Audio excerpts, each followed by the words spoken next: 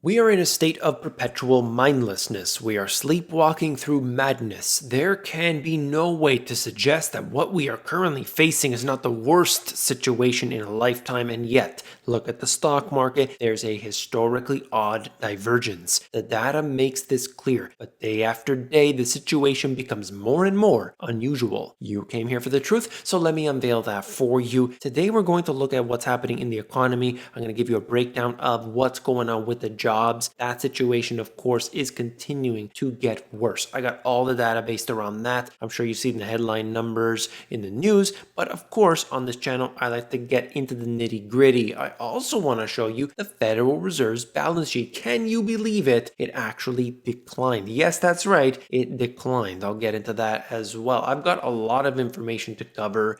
I was looking at so many different images on these different lineups around the United States of people waiting in front of these government offices, up to 10 hours of waiting to get their money. Now, we've got a serious problem when that's the case. People don't wait in lineups like this if there's not a serious situation. So people need to wake up. People need to get this information. So let's dig into it right away.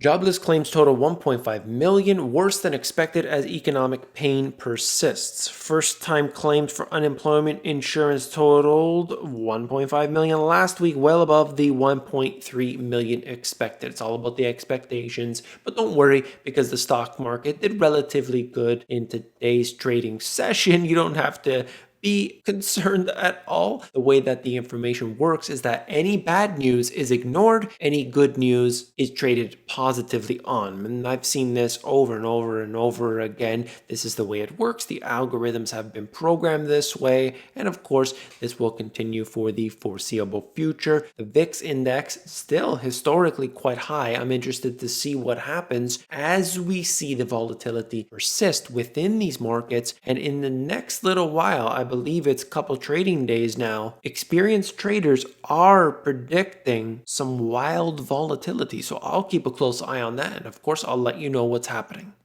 Initial claims for unemployment insurance, you could see right here that this has been declining largely on average, and we can see that this direction is supposedly that V-shaped recovery, and yet it really highlights that the problem is still there. When you've got lineups for 8 hours, 10 hours, people are waiting, relying on what the government can provide, and by the way, in a matter of a few weeks, that is ending. Of course, that's going to put more strain on these individuals, the businesses, and the economy as a whole. I really believe that the Congress will have to get together. They'll pass another stimulus package. Maybe they'll give another $1,200. Maybe it'll be more. Who knows what it will be? But without that, there's going to be some serious pain. And realistically, they need their jobs back in order to get the engine moving. 70% of the economy based on consumption, $1,200 doesn't go too far.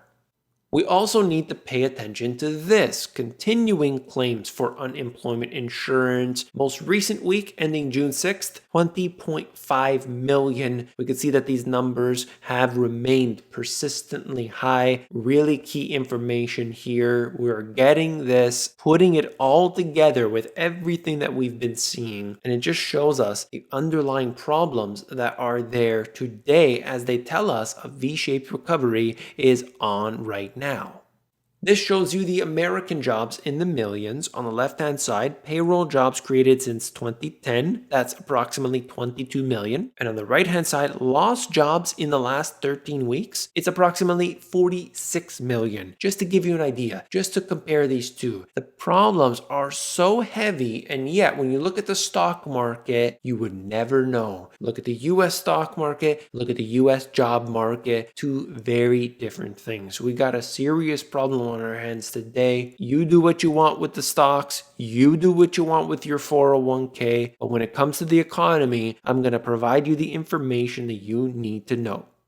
Americans have skipped payments on more than 100 million student loans, auto loans, and other forms of debt since this issue in 2020. The number of accounts that enrolled in deferment, forbearance, or some other type of relief since March 1st and remain in such a state rose to 106 million at the end of May, triple the number at the end of April. The largest increase occurred for student loans with 79 million accounts in deferment or other relief status, up from 18 million a month earlier. Auto loans in some type of deferment doubled to 7.3 million accounts. Personal loans doubled to 1.3 million. They talk about the problems that people have with their debt. They get into the situation. I've highlighted it many times before. I don't have time to go into it further here. It's a Wall Street Journal article. I do have the link in the description as always. But the problem is this: too much debt, serious employment issues that are going on here. This spells disaster, because if the debt goes up like this, the growth also needs to go up. But unfortunately, that's not the case. The debt is really going parabolic, and yet you see the growth, like GDP for instance, that was on this trajectory and then dropped down significantly. They're telling us it's going back to normal, but it's really going to be more like a very, very slow rise if they're lucky. That is the best case scenario in my opinion. It could look a heck of a lot worse. This is the chart that corresponds to that. You can just see the number of debt accounts in deferment or other relief programs since March 1st reached 106 million at the end of May. It breaks it down: student loans, credit cards, auto loans, and mortgages. The silly belief is that as soon as people are forced to pay, they're just going to take the money out of their magic account and they're going to pay it. Everything just magically restores back to normal, abracadabra, and we're all good. This is an article out of Reuters. The recent sightings of green shoots for economic growth are going to fade in a hurry if workers can't return to their jobs. Over 20 million out of work without a paycheck is a lot of spending missing from the economy. That's exactly what I'm trying to tell you here with all the information I just showed you. When the economy is 70% based on the consumers, and a large chunk of consumers are so heavily in debt and they don't have a job, that's a recipe for disaster. Apparently, the US government is close to spending more than on the revolutionary civil WW1 and WW2 combined. That's the level that we are at today. We are watching this, and it's a global problem. It's not just the US that's doing this. Look at what Europe is doing. Look at what every country, in fact, are up to right now. Spend as much as you can. Now's the time. Oh, we've got a big problem on our hands. Best thing to do: spend a heck of a lot of money. We had some issues previously. Don't worry, patch it up, spend some money. Everything's gonna be okay. There's never been anything like this $3 trillion increase in the balance sheet in just 2 or 3 months. This recent move as far as buying ETFs, buying individual, not just junk bonds, but now corporate bonds, we are truly getting to a place of moral hazard. There is no real desire for investors to go look for something that has value, that has fundamentals, that we can see these valuations making sense. No, today it's all about pedal to the metal risk. At the bottom here, they discuss what's going on with Hertz and other bankrupt companies. And the fact remains, we've never seen anything like this. In 2000, what was happening was very evident, but not at that time. Everybody was dumping their money in, but today it's even more extreme. I've got some more information about this, but I wanted to look at what the Federal Reserve is doing specifically.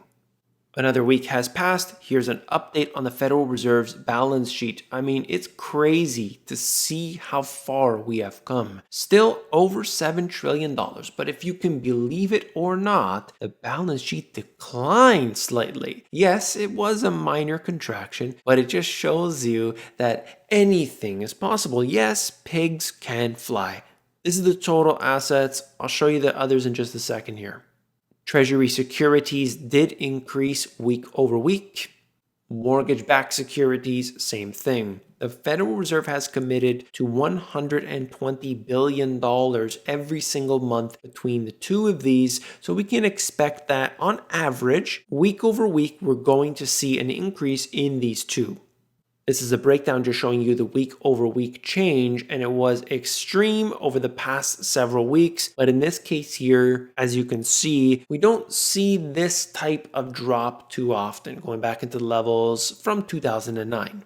When I looked into it a little deeper, it was basically with repo operations and one other component, and was nothing actual structurally that had changed with what they were doing. But the way it works is that if they're buying one type of quote unquote asset, they come up at certain times and maturities change. Things are always in flux. So these week to week changes do happen. My expectation is that next week it will continue to rise. It's not like the first time we've ever seen this type of thing happen, but absolutely I will be tracking it very closely. This just shows you the S&P 500 comparison to the Federal Reserve's balance sheet. And is it interesting that this week here we have seen the S&P 500 acting very erratically? Happens to be the same time when the Fed's balance sheet has not expanded so much. Liquidity certainly is everything. With the Federal Reserve pumping it up so dramatically, we know that these markets are becoming more and more reliant on every day-to-day action that they take.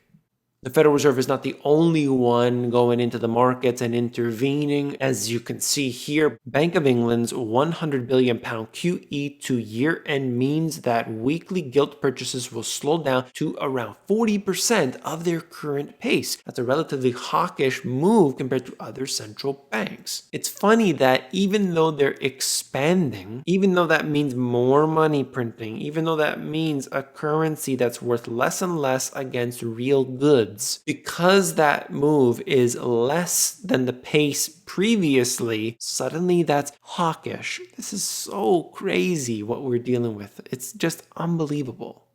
In this bit of absolutely ridiculous information, I don't want to even call it news, Jim Cramer rails against wealthy money managers for scaring investors out of the market with bubble talk. Quote, this is a quote, "Our viewers don't want to be talked out of investing in stocks and potentially making money." What a load of garbage. So the opinion of some of these billion-dollar money managers are not to be shared on CNBC because that might scare some people, meaning it's going to scare the advertisers and you've got a problem. Doesn't matter if you're a bear, if you're a bull, if you're invested, if you're gambling, whatever the heck it is you're doing, you always want to know both sides of the equation.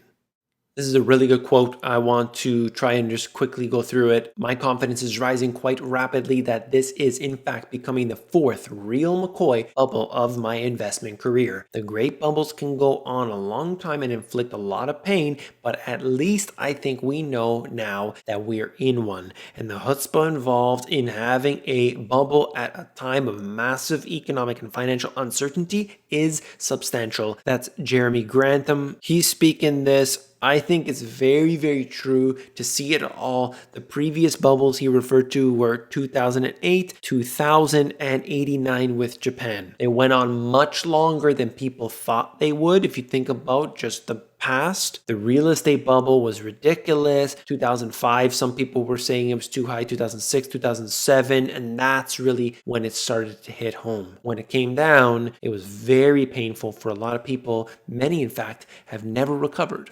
That's all for this video. If you found it informative, hit that thumbs up button. When you do, you are supporting me, so I want to thank you for that. If you want to check me out on Instagram and Twitter, I've got information every single day, so definitely check me out at The Money GPS. If you want to learn how to sell stuff online, I've got a free e-course for you to break it down step by step, the AmazonGPS.com.